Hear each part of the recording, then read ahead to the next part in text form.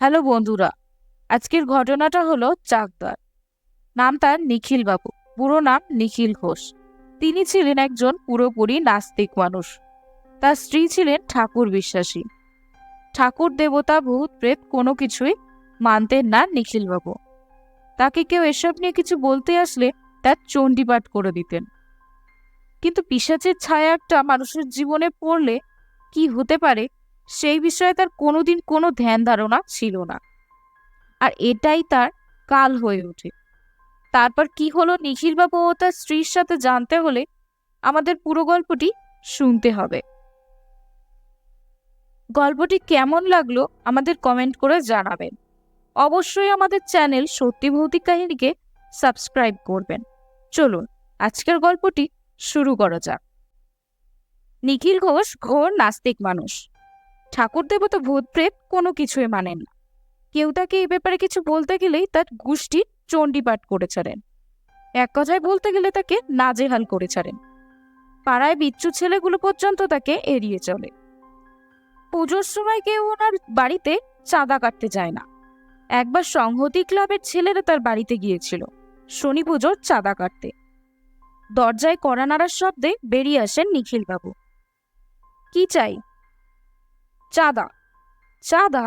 আকাশ থেকে পড়েন নিখিলবাবু। কিসের চাঁদা রে? শনি পুজোর। কোন শনি? এটা আবার কোন পুজো? ভাগ ভাগ এখান থেকে। আমি ঠাকুর দেবতা মানি না। সেটা আপনার ব্যাপার। পাড়ায় থাকতে হলে চাঁদা আপনাকে দিতে হবে। যদি না দিলে আমাদের কিছু করার নেই। কিন্তু শনি মহারাজ আপনাকে ছাড়বেন না। আপনার সবকিছু ছাড়খাড় করে দেবে। আপনার এই সুখের সংসারে আগুন ধরে যাবে। ভয় দেখাবার চেষ্টা করে সুমন। কিন্তু নিখিলবাবু অন্য ধাতে গোড়া। কত শনি মহারাজ এলো আর গেল, আমি যেখানকার সেখানেই আছি বলেই তাদের মুখের ওপর দরজা বন্ধ করে দেন। পাড়ার ছেলেরা নিরাশ হয়ে ফিরে যায়। পরে শুনেছিল কিছুদিন আগেই নাকি তার পিতৃবিয়োগ হয়েছে। শ্রাদ্ধ তো দূরে থাক, মাথার চুল পর্যন্ত কামাননি। এই হচ্ছেন আমাদের নিখিলবাবু, ঘোর নাস্তিক। পুজো আচার থেকে 10 হাত দূরে। কিন্তু কথায় বলে না, ধর্মের কল বাতাসে নড়ে। তাই নিখিলবাবুর ধর্মের কলও বাতাসে নড়েছিল। তার অদৃষ্টের ললাট লিখন দেখে ঈশ্বরও অদৃষ্টে হেসেছিলেন।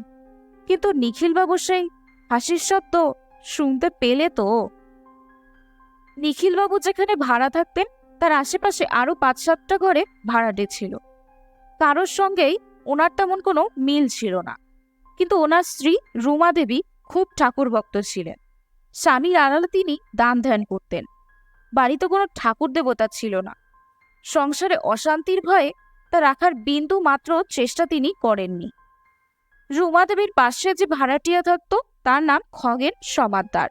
একমাত্র তার স্ত্রীর সঙ্গেই রুমা দেবীর ঘনিষ্ঠতা ছিল। রুমা দেবী নিঃসন্তান, তাই কাকলির সন্তানকে দেখলেই তার মাতৃস্নেহ জেগে উঠত। বাচ্চাটাকে ভালোবাসতেনও খুব। সন্ধ্যায় রুমা দেবী যখন কাকলির বাড়িতে যায় তখন সে রান্না করে বসে সবজি কাটছিল। কি করছো দিদি? সবজি কাটছি, আয় বস। রুমা দেবী মেঝেতেই বসে পড়েন। কথা বলতে বলতে সে মাঝে মাঝে অন্যমনস্ক হয়ে যাচ্ছিল। কাকলির ব্যাপারটা চোখ এড়ায় না। কি হয়েছে রুমা? কিছু না দিদি। আরে বল না, বললে মনের বোঝা হালকা হয়। আসলে ইতস্তত করতে থাকে রুমা।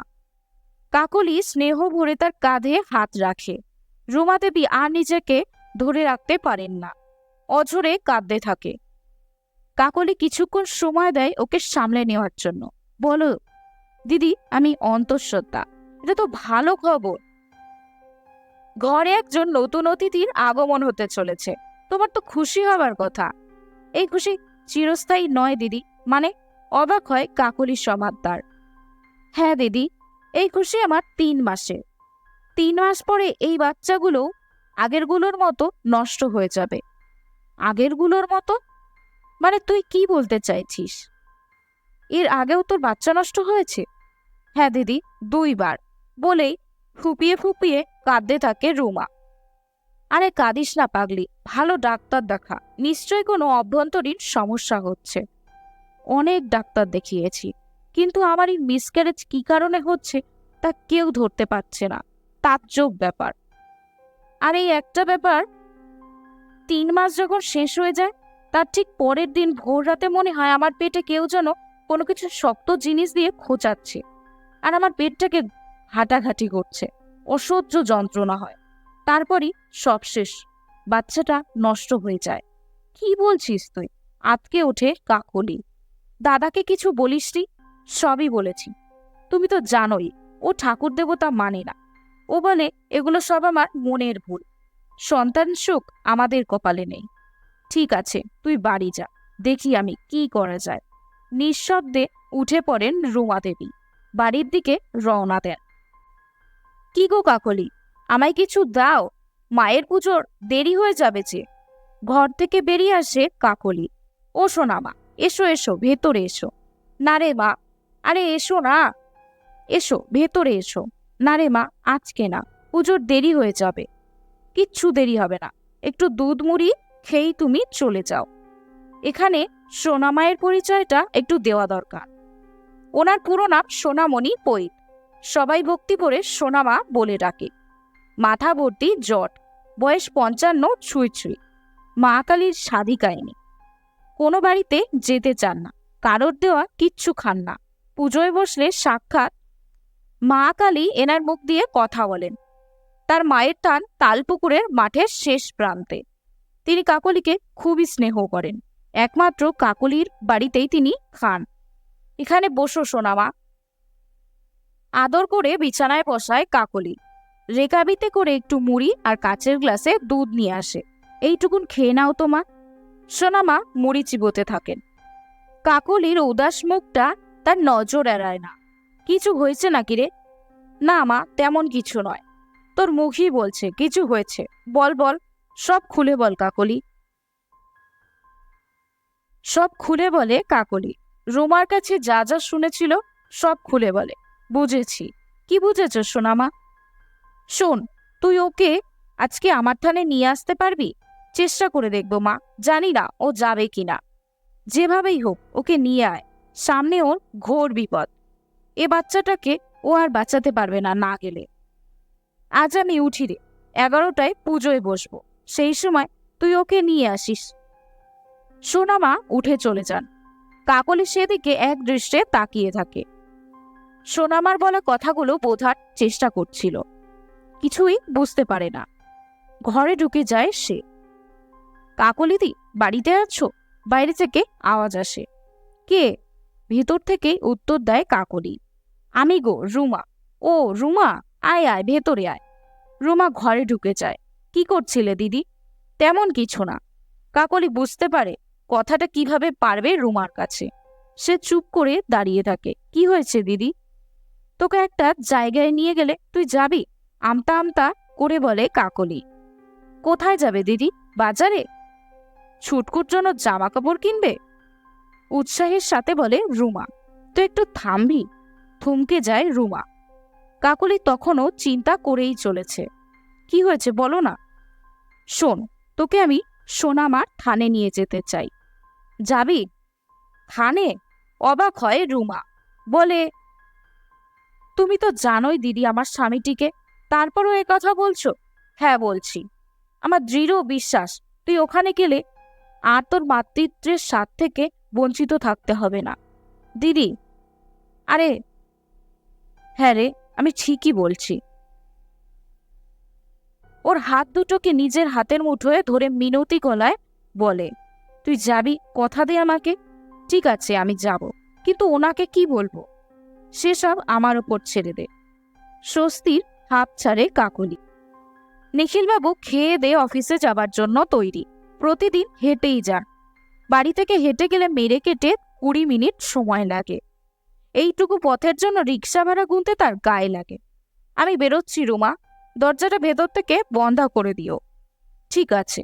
নিখিলবাবু সবে কাকলির বাড়িটা পার করেছেন। পিছন থেকে কাকলি ডাক দেয়, এই যে দাদা, একটু শুনবেন? ঘাড় ঘুরিয়ে পেছনে তাকান তিনি। দেখেন কাকলি দাঁড়িয়ে আছে দরজার চৌকাঠ ধরে। তিনি ধীরে ধীরে কাকলির দিকে এগিয়ে আসতে থাকেন। কিছু হয়েছে বৌদি? কোনো সমস্যা? আরে না না, আপনার থেকে একটা অনুমতি নেব, সেই জন্যই ডাকা। অনুমতি? কিসের অনুমতি? আকাশ থেকে পড়েন নিখিলবাবু। না মানে, আমি একটু বাজার যাব। ছোটকুর জন্য জামা কাপড় কিনতে হবে। একা যাব, তাই রুমাকে সঙ্গে নিয়ে যেতে চাই। তা নিয়ে যাও না, কে নিষেধ করেছে? ও তো তোমার বোনের মতোই, এতে অনুমতির কি আছে? না, তাও বলে নিলাম, যদি আপনার অসুবিধে হয়। কিসের অসুবিধে? যাও যাও, ঘুরে এসো, বলেই হাঁটা দেন নিখিলবাবু। খামোখা দেরি করিয়ে দিল। আজকালকার মেয়েগুলো পারেও বটে। বিড়বিড় করে নিজের সঙ্গে নিজেই কথা বলেন নিখিলবাবু। রুমাকে নিয়ে কাকলি যখন সোনামার থানে পৌঁছায়, তখন দুপুর 2টো। চারিদিকে প্রচুর লোক দাঁড়িয়ে আছে। ভিড় ঠেলে কাকলি রুমাকে নিয়ে একেবারে থানের সামনে চলে আসে। রুমার এই প্রথম আসা এখানে। ভালো করে দেখে সে, একটা মুলিবাসের ঘর, ঘরের মাথায় তাল পাতার ছাউনি, ঘরের বাইরে মা কালী শিবের বুকে পা দিয়ে দাঁড়িয়ে আছে। গোটা ঘর ধুনোর ধোয়ায় আচ্ছাদিত। ভক্তি ভরে প্রণাম করে রুমা, কাকলির সামনে এগিয়ে যায়। সোনামা, রুমাকে নিয়ে এসেছি তোমার কথা মতো, ওকে এইখানে বসা, বলে ওঠেন সোনামা। রুমা কিছুতেই বসবে না। সে এখান থেকে পালাতে পারলে বাঁচে। কি হলো রুমা? রুমা, বসো। মা বসতে বলেছে। না, আমি বসবো না, আমাকে ছেড়ে দে। আমার সারা গায়ে জ্বালা হচ্ছে, আমি এই দ্বিপরূপ সহ্য করতে পারছি না, আমাকে ছেড়ে দে, ছেড়ে দে, চিৎকার করে বলতে থাকে রুমা। রুমা এই রূপ প্রথম দেখছে কাকলি। রুমার সারা মাথার চুল খোলা, চোখের মণিটা উপরে ঢুকে গেছে, শুধু সাদা অংশটা দেখা যাচ্ছে। ঠোঁটের কসবে লালা ঝরছে, দাঁতে দাঁত লেগে একটা কিটকিট আওয়াজ হচ্ছে। কাকলির দিকে সাদা চোখে তাকায় রুমা।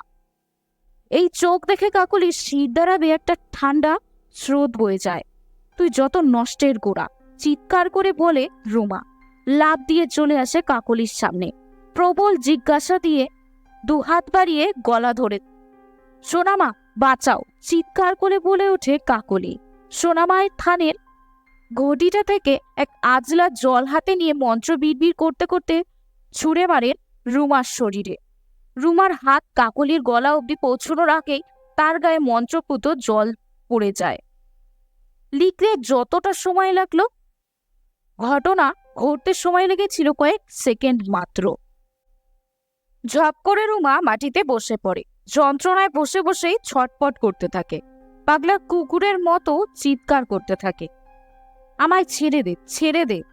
ছেড়ে দেব, আগে বল তুই কে? হুঙ্কার করে ওঠেন সোনামা। খিলখিল করে হাসতে থাকে রুমা।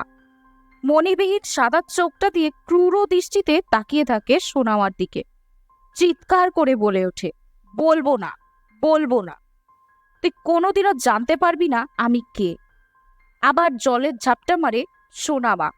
পুড়ে গেল, পুড়ে গেল, ছেড়ে দে, ছেড়ে দে। বল তুই কে। না বললে আমার হাত থেকে তোর নিস্তার নেই। বলছি বলছি, আমি রুমা। এই কাকলি, তুই বল না, আমি তো রুমাই। সোনামা বুঝতে পারেন মানসিক শক্তির খেলা খেলতে খেলতে পিশাচটা তাকে দিকভ্রষ্ট করতে চাইছে। তাহলে তুই বলবি না? আমি বললাম তো, আমি রুমা। তোর আসল নামটা বল। আমার আসল নাম রুমা, রুমা, রুমা।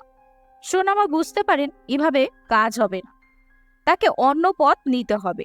তিনি আবার আজলা ভরে জল নেন, মন্ত্র পড়ে ছুঁড়ে মারেন রুমার শরীরে। গগনভেদী চিৎকার করে ওঠে রুমারূপী পিশাচটা। বলছি বলছি, ওই জল ছুঁড়িস না, আর বড় কষ্ট হচ্ছে। আবার মন্ত্রপ্রত জল ছুঁড়ে মারেন সোনামা। এবার পিশাচটা নেতিয়ে পড়ে, হাত পা জুড়ে কাকতি মিনতি করতে থাকে। আর যন্ত্রণা দিস না, সহ্য করতে পারছি না। পাগলের মতো মাথার চুল চিতে থাকে রুমা। কাকলি অসহায়ভাবে রুমাকে দেখে যাচ্ছিল, তার করার কিছুই ছিল না। এবার সত্যিকারের তোর আসল নামটা বল। আমার নাম বিশু চামার। এটা কেমন নাম, আবার ভাওতা দিচ্ছিস? হাতে করে আবার জল নেন সোনামা। আরে থাম থাম, আমি সত্যি বিশু চামার, আমি জাতিতে মুচি। তুই এই মেয়েটাকে এভাবে কষ্ট দিচ্ছিস কেন? তুই এর শরীরে কি করে ঢুকলি? আমি স্বেচ্ছায় ঢুকিনি, ও আমাকে আমন্ত্রণ জানিয়েছিল। ও তোকে আমন্ত্রণ জানিয়েছিল কিভাবে? ও ভর সন্ধ্যায় কুল গাছটার গোড়ায় নিত্যকর্ম করতে এসেছিল খোলা চুলে। আমি গাছেই ছিলাম। ওই খোলা চুল আর ডাগর শরীর দেখে লোভ সামলাতে পারিনি। তখনই ওর ঘাড় চাপি, শরীরটাকে ধীরে ধীরে কবজা করি। খিলখিল করে হাসতে থাকে পিশাচটা। কি তার উন্মাদনা! ওর শরীরটা তোকে ছাড়তে হবে। অনেক যন্ত্রণা দিয়েছিস, ভালোই ভালোই ওকে ছেড়ে দে, আমি তোর মুক্তির ব্যবস্থা করে দেব। ক্রূর দৃষ্টিতে তাকিয়ে থাকে পিশাচটা। চোখ থেকে রাজ্যের ঘৃণা ঝরে পড়ছে। একতলা থুতু ছিটিয়ে দেয় সোনামার মুখের ওপর। ক্ষণক্ষণে গলায় বলে ওঠে, তুই কে রে আমাকে মুক্তি দেবার? আমি মুক্তি চাই না। আমি এই ডাগর শরীর ছাড়বো না। আমি এখানে বেশ আরামে আছি। সামনের অমাবস্যায় আমি একে সঙ্গে নিয়ে যাব। শরীর তোকে ছাড়তেই হবে, নইলে আমি তোকে পুড়িয়ে মারব। তুই আমার কিচ্ছু করতে পারবি না। আমি যাব না, যাব না। তুই এর বাচ্চাগুলোকে কেন মেরেছিলি? বেশ করেছি, আগের দুটোকে মেরেছি। এই দেখ, বাচ্চা দুটো আমার কোলে কি নিশ্চিন্তে খেলা করছে। বলেই রুমারূপী পিশাচটা খিলখিল করে হাসতে হাসতে একটা হাতের তালুর ওপর আর একটা হাত রেখে বাচ্চা দোলানোর মতো দোলাতে থাকে। এই বাচ্চাটাকেও নিয়ে যাব আমি। অট্টহাসি হেসে ওঠে পিশাচ। সোনামা আবার মন্ত্রপ্রুত জল রুমার গায়ে ছুঁড়ে মারেন। আর এই মন্ত্রপ্রুত জল ছুড়িস না রে, বড় কষ্ট হচ্ছে।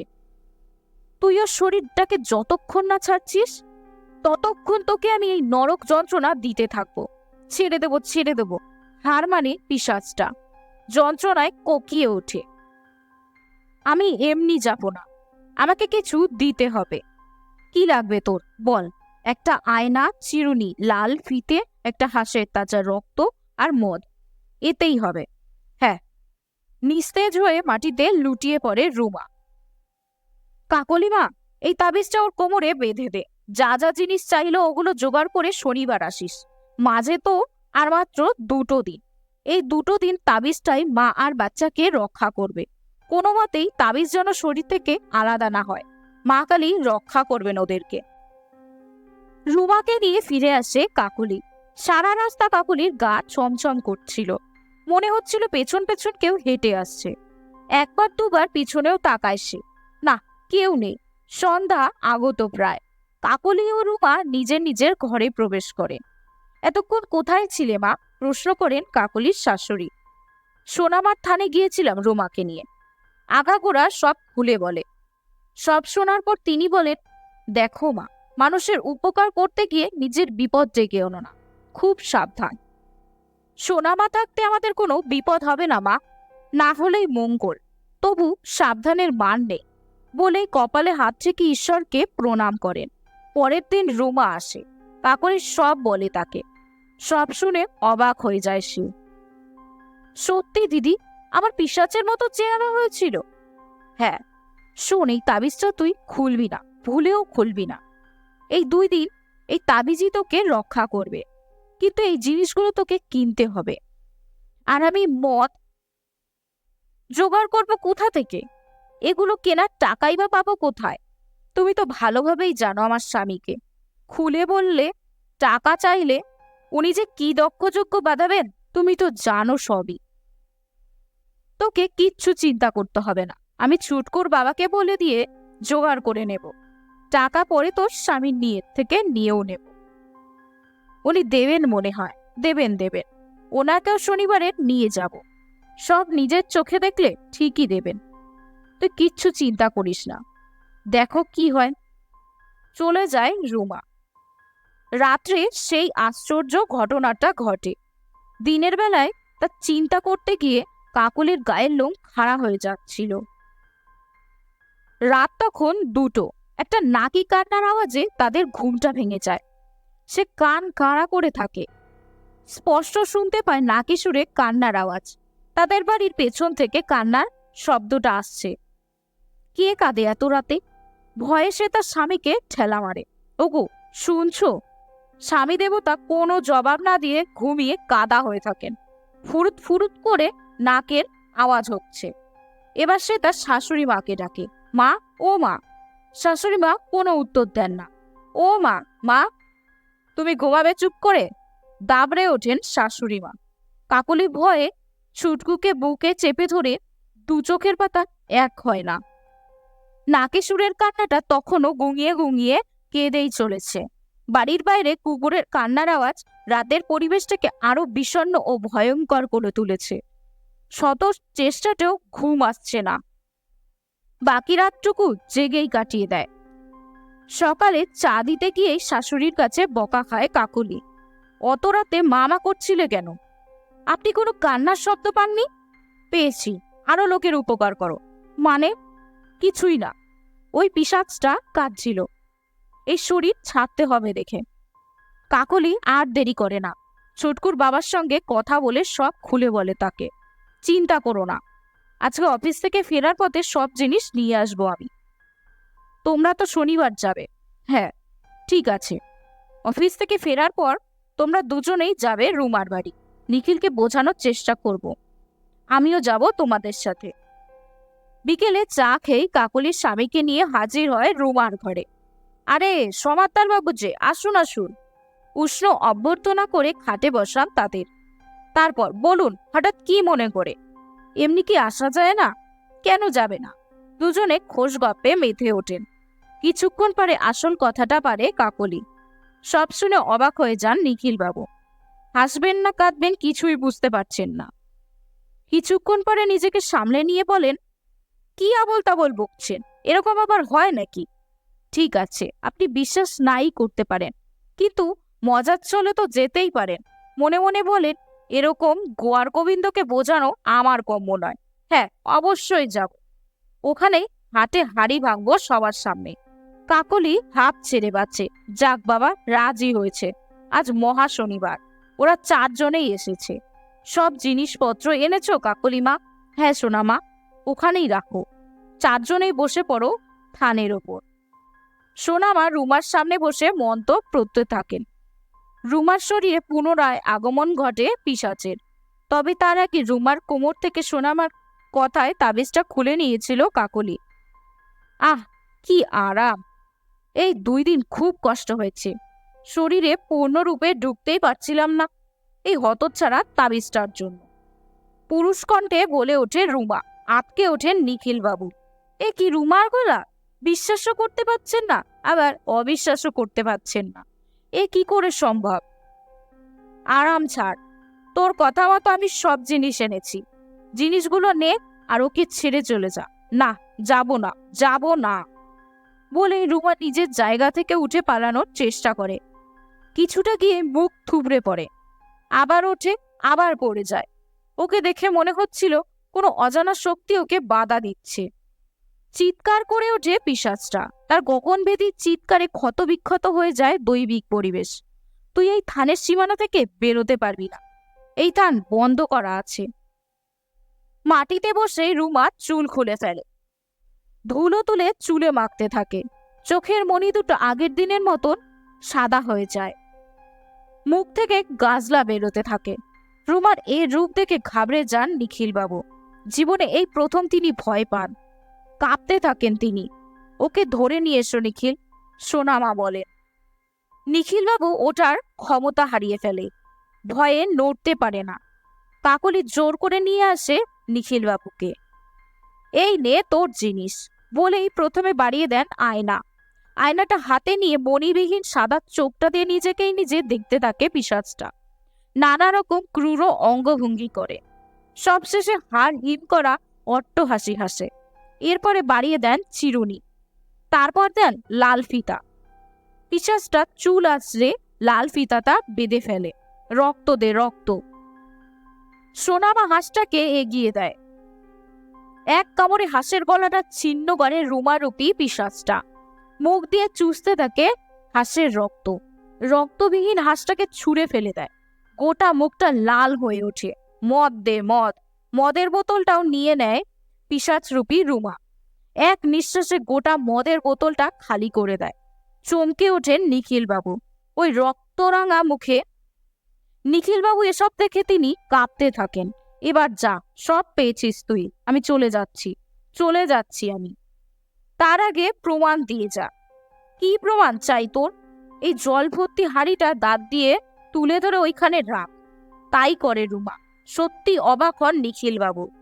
এবার যাবার সময় তুই কাঁঠাল গাছের একটা মোটা ডাল ভেঙে দিয়ে যা, তাই হবে, তাই হবে। বলার সাথে সাথেই নিখিলবাবু দেখে শব্দে একটা কাঁঠাল গাছের মোটা ডাল ভেঙে পড়ে মাটিতে। অথচ কোনো ঝড়ঝাপটা নেই। মাটিতে লুটিয়ে পড়ে রুমা। পিশাচের ছায়া থেকে সে এখন সম্পূর্ণরূপে মুক্ত।